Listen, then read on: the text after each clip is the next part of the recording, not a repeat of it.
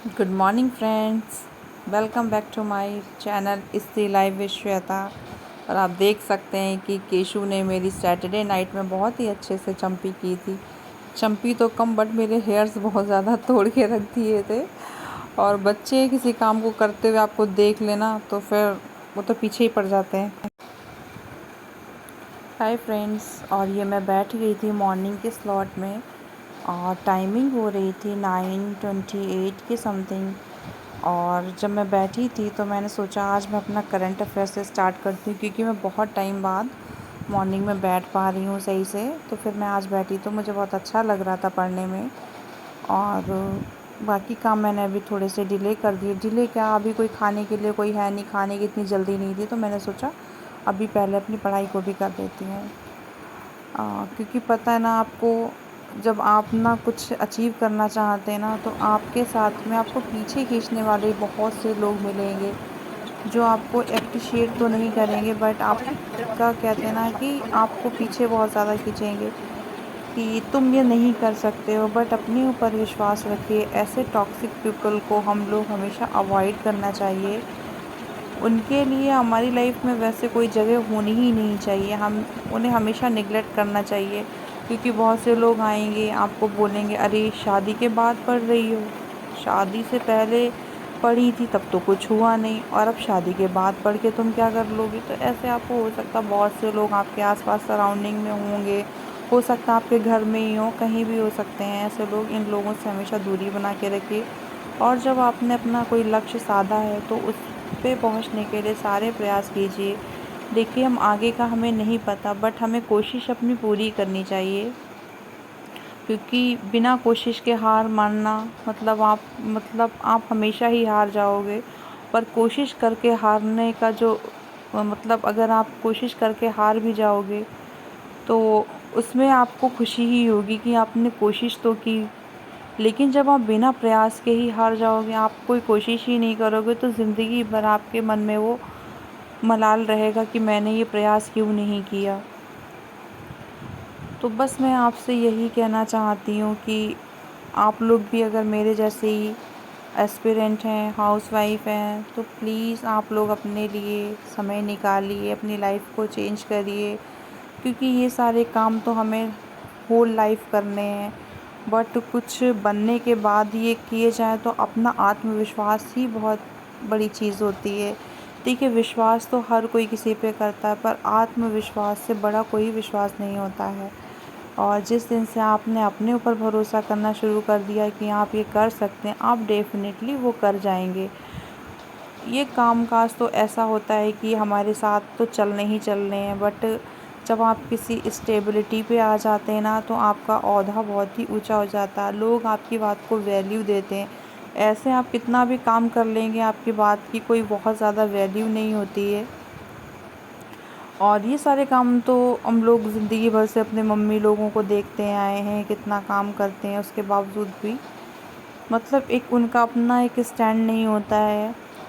कुछ कुछ पार्टनर्स ऐसे होते हैं जो मतलब इन्हीं की बहुत ही अच्छे से अपनी वाइफ की बातों को सुनते हैं, समझते हैं कि वो क्या कह रही हैं।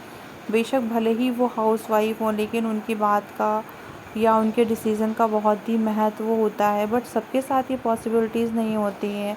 बहुत से लोगों की तो कोई बात सुनी ही नहीं जाएगी। इसलिए आप हमेशा पॉजिटिव रहकर अपनी बातों को रखा करिए कि आप क्या चाहते हैं, क्या करना चाहते हैं। किसी भी मतलब कहते हैं ना, किसी को दुख पहुंचा के या कुछ लड़ाई झगड़े करके तो हम अपनी बात को नहीं मनवा सकते हैं किसी से। हम अच्छे वे में ही अपनी बात को किसी के थ्रू कन्वे कर सकते हैं। अपनी बात को पहली चीज़ तो खुद से ही कन्वे करना चाहिए, और अपना अपना स्टैंड क्लियर करना चाहिए। और अभी कुछ टाइम पहले जब सीटेट का रिज़ल्ट आया था, तो एक नीतू मैम जो है वो इंग्लिश पढ़ाती यूट्यूब पे, आप लोगों ने भी देखा होगा। उन्होंने एक महिला का इंटरव्यू लिया था और वो 52 इयर्स की थी। अगर वो इतनी उम्र में जाकर भी वो सीटेट क्वालिफाई कर पाई हैं, तो क्या हमें उनमें देख के कोई मोटिवेशन नहीं मिला? बिल्कुल मिला होगा। और उनको देख के तो लग रहा है कि जब वो Two कर सकती hours हैं later. तो हम भी कर सकते हैं। और अब मैं अपने आ गई थी अपने स्टडी के सेकेंड स्लॉट पे मैंने स्टार्ट किया था अपना ज्योग्राफ़ी, जहाँ से मैंने छोड़ा था उसके आगे से मैंने ज्योग्राफ़ी अपना पढ़ाया। ज्योग्राफ़ी मैंने इंडियन ज्योग्राफ़ी पढ़ा था, क्योंकि इंडियन ज्योग्राफ़ी भी बहुत बड़ा, मेरे अभी जो एग्ज़ाम है उसमें बहुत ही इम्पोर्टेंट रोल है उस ज्योग्राफ़ी का भी। तो फिर मैं इंडियन ज्योग्राफ़ी को ही रिवाइज़ कर रही हूँ। और इंडियन ज्योग्राफ़ी में मेरा माउंटेन्स और इस तरीके माउंटेन्स तो मैंने कर लिए थे, और जैसे अब भौगोलिक स्थिति पढ़ रही हूँ, जो इंडिया की भौगोलिक स्थिति है, वो सारी चीज़ों को मैं रिवाइज़ कर रही हूँ अपने नोट्स से। ये बहुत ही अच्छे नोट्स हैं जो मैंने अपने टीचिंग के एग्ज़ाम में बनाए थे। बहुत मतलब कहते हैं ना कि शुरुआत से बड़ा मन था कि एक टीचर बनूँगी, बट पता नहीं ये सपना कब पूरा होगा कि मैं टीचर बनूँगी।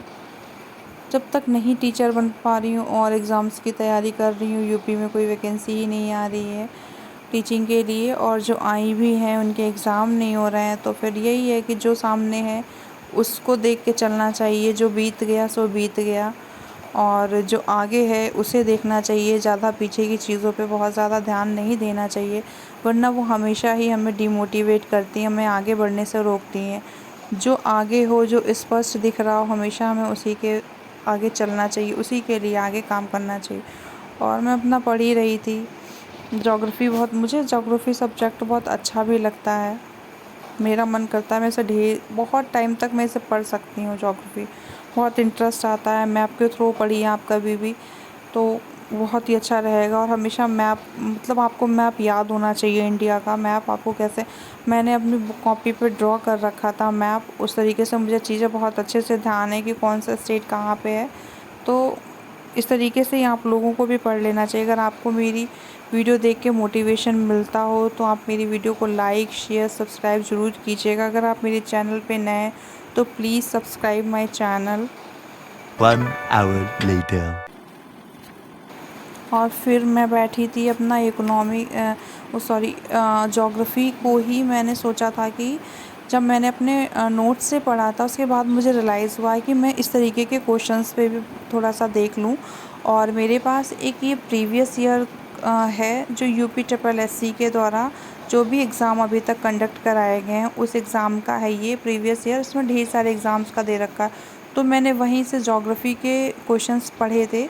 और इस ज्योग्राफ़ी में मतलब बहुत ही अच्छे अच्छे क्वेश्चंस दे रखे थे। तो क्या होता है ना कि इस तरीके से जब हम प्रीवियस ईयर भी पढ़ते हैं ना, तो काफ़ी बार क्वेश्चंस मैंने देखे हैं जो रिपीट हो जाते हैं।